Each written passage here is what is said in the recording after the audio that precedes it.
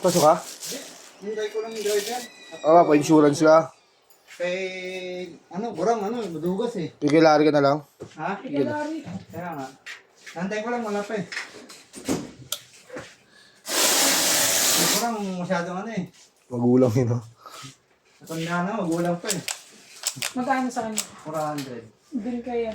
300 lang.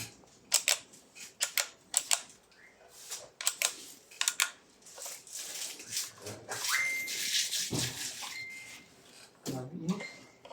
Biyay ba? Hindi, pinuntahan lang ako saglit.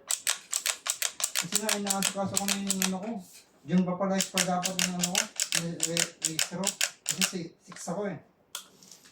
Oh. 6 yung plate number ko eh, dulo eh. James na ninakaw yung plate, yung plaka eh. Hindi yun ako, nalaglag yun. Sabi niya ninakaw ni Carlo, ninakaw. Wala buong nanakaw. Ako nakaw yung plaka. Diyan nakaw na yung buong motor. Dapat yung motor na lang yung nanakaw, kasi yung plaka. Asang tama nila. Sabi ko nalaglag yun, wala na nanakaw na yung plaka eh. Sabi hindi rin, pwede gawin sa ano, pwede ka gamitin. Strip, no? Ibang rehistro yun, eh. Nalaglag yun, sigurado.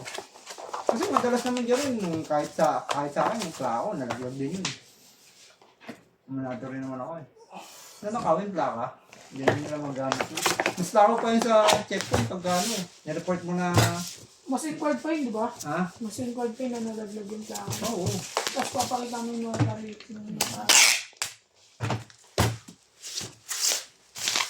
Pag nanakot, sabi ko sa'yo, ba't kaya tap mo yung nanakawin? Hindi, motor mo yung nanakawin ko. Ay, tama ba ako? Hindi ko naman gamit sa plaka mo eh. Hindi ko naman sabihin sa'yo na ano. okay, baka daw gamitin sa ano. Saan? Krimen. Ito, gamitin namin. Hindi, pwede rin yun. Gamitin sa krimen. Ay, lahat ako. Hindi, iba, tatanggal na lang yung plaka niya. Ito yung gagamitin.